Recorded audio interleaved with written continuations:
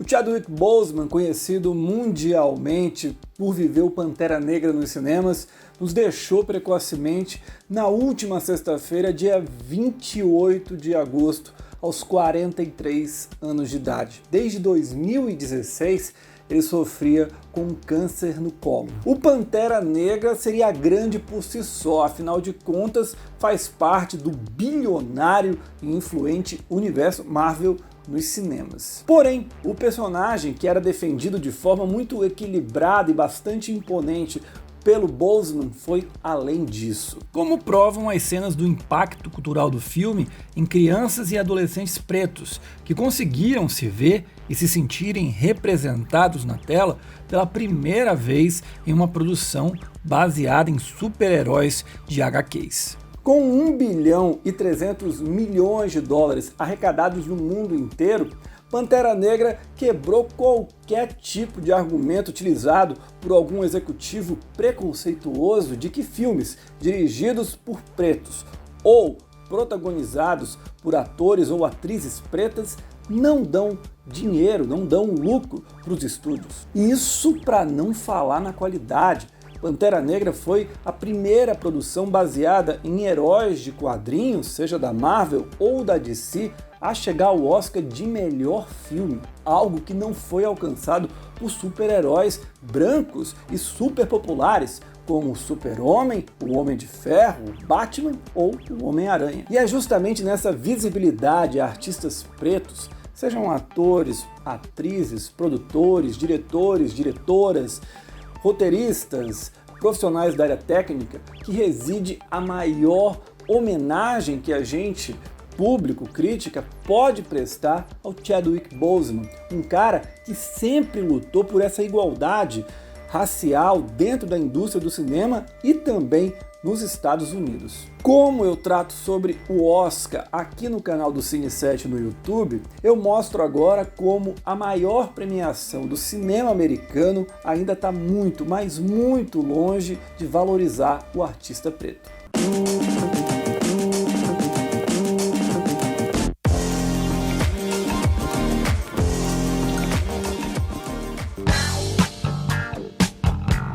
Apenas 2 filmes comandados por diretores pretos venceram o Oscar de melhor filme. 12 Anos de Escravidão, do Steve McQueen, saiu vencedor em 2014, enquanto Moonlight, do Barry Jenkins, superou La La Land em 2017. A temática racial também esteve presente em outros vencedores do Oscar de melhor filme. Foram os casos de No Calor da Noite, de 1968, Conduzindo Miss Daisy, em 1990, Crash, No Limite, em 2006 e Green Book, em 2019. Desses todos, Crash é uma bagunça só, tenta falar de vários tipos de preconceitos, vários tipos de problemas sociais nos Estados Unidos e não consegue se aprofundar em nenhum deles. Já Conduzindo Miss Daisy e Green Book trata o racismo sobre a ótica do branco e de como ele se transforma após ver o sofrimento do preto, mas nunca sobre a ótica do preto, né? Interessante essas maluquices do cinema americano.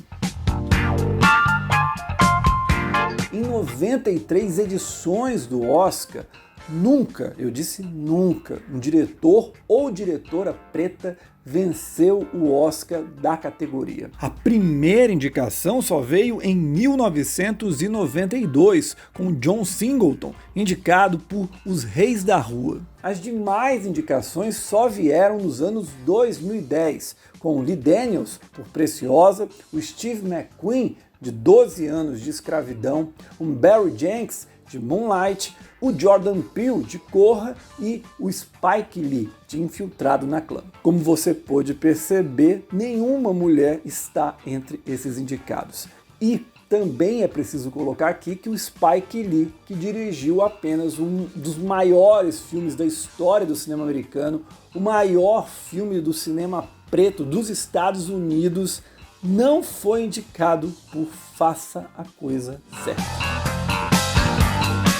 A primeira indicação de um intérprete preto ao Oscar de melhor ator aconteceu após 31 edições do evento e foi com Noah Cullen de Acorrentados. Em toda a história, apenas 4 dos 93 vencedores do Oscar de melhor ator eram pretos. A primeira vez aconteceu com Sidney Poitier por Uma Voz nas Sombras em 1964. Somente 38 anos depois veio a segunda estatueta, agora para o Denzel Washington, por Um Dia de Treinamento. Os anos 2000 ainda viram o Jamie Foxx de Ray e o Forest Whitaker por O Último Rei da Escócia saírem premiados. De todas as categorias de atuação, a pior situação para artistas pretos é, sem dúvida nenhuma, em melhor atriz. A Dorothy Dandridge, por Carmen Jones, foi a primeira indicada na categoria em 1955. Porém, somente em 2002, a Halle Berry, de A Última Ceia, conseguiu vencer o prêmio. E foi só até hoje. Ao longo das 71 edições do Oscar no século XX, apenas 6 mulheres pretas foram indicadas ao Oscar de melhor atriz. Já no século XXI, quando esse assunto começou a ganhar mais força, a gente vê uma maior contestação da falta de intérpretes pretos nas categorias do Oscar, o número já foi igualado em apenas 20 anos. 6 dos 84 premiados no Oscar de melhor ator coadjuvante eram pretos, mas essas vitórias só foram começar a acontecer na década de 80. O pioneiro foi o Luz Gossett Jr. de A Força do Destino, em 1982. Depois vieram o Denzel Washington por Tempos de Glória, em 1990, o Cuba Gooding Jr. de Jerry Maguire, em 1997, o Morgan Freeman por Menina de Ouro, em 2005, e a vitória em dose dupla do Mahershala Ali por Moonlight, em 2017, e Green Book, em 2019. Se na categoria principal as mulheres pretas ainda encontram dificuldade de vencerem o Oscar, em atriz coadjuvante pelo menos os números são melhores. Foram 8 vitórias, a maioria nesses anos 2010. A Harry McDaniel foi a primeira preta a vencer um Oscar na história pelo polêmico e racista E o Vento Levou, em 1940. 50 anos depois, a Whoopi Goldberg foi premiada por Ghost. Em 2007, deu Jennifer Hudson, estreando nos cinemas em Dreamgirls. Nos anos 2010, as atrizes pretas dominaram. A Monique, por Preciosa, em 2010, foi a primeira, seguida por Octavia Spencer, de Histórias Cruzadas, em 2012, Lupita Nyong'o, de 12 anos de escravidão, em 2014, Viola Davis, por Um Limite Entre Nós, em 2017 e, finalmente, a Regina King, de Se a Rua Bale Falasse, em 2019. Vale lembrar que a Harry McDaniel, apesar de ter vencido o prêmio, não pôde sentar junto com os colegas brancos dela de O Vento Levou na cerimônia do Oscar de 1940. Outro dado curioso é perceber que, para personagens secundárias, não faltam oportunidades, papéis para atrizes pretas. Já em atrizes principais, o caso é bem diferente.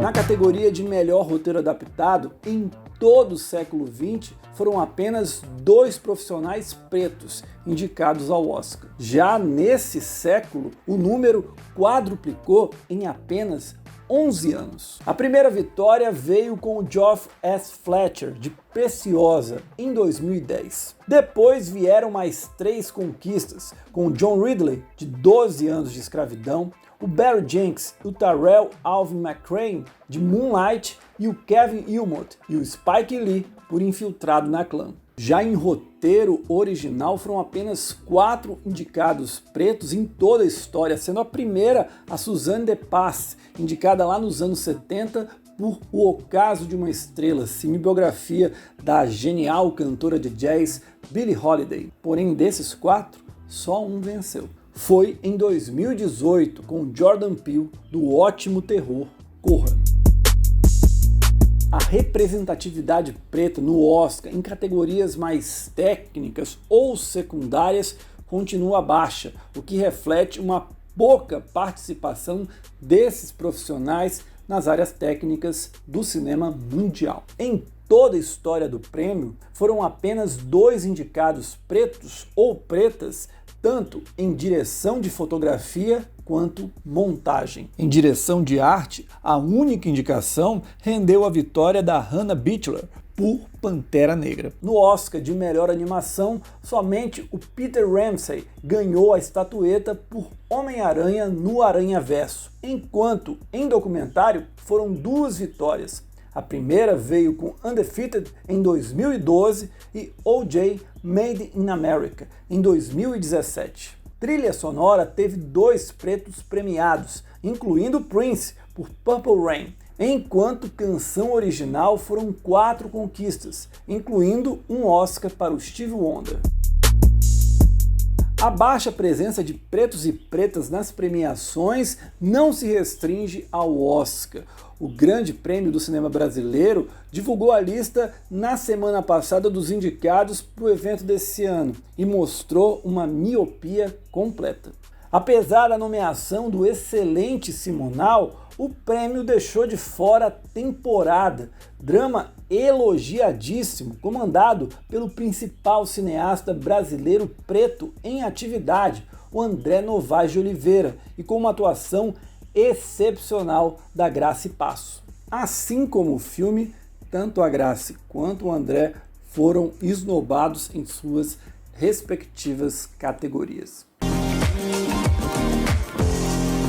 Assistir a filmes comandados por diretores ou diretoras pretas é uma forma de homenagear o Boseman. Assistir a filmes protagonizados por atrizes e atores pretos é uma forma de homenagear o Boseman. Apoiar movimentos contra o racismo, tanto dentro da indústria do cinema quanto fora dela, é também uma forma de homenagear o Boseman. Por isso, eu também estou deixando lá no site do Cine7 uma lista com filmes de diretores, diretoras pretas para você poder conferir nos próximos dias. Vou colocar uma lista bem diversa de gente de todos os cantos do planeta para ficar uma coisa bem representativa. E é isso, sexta-feira, meio-dia, horário de Brasília, tem vídeo novo aqui no canal com o top 10 das maiores esnobadas do Oscar nos anos 60.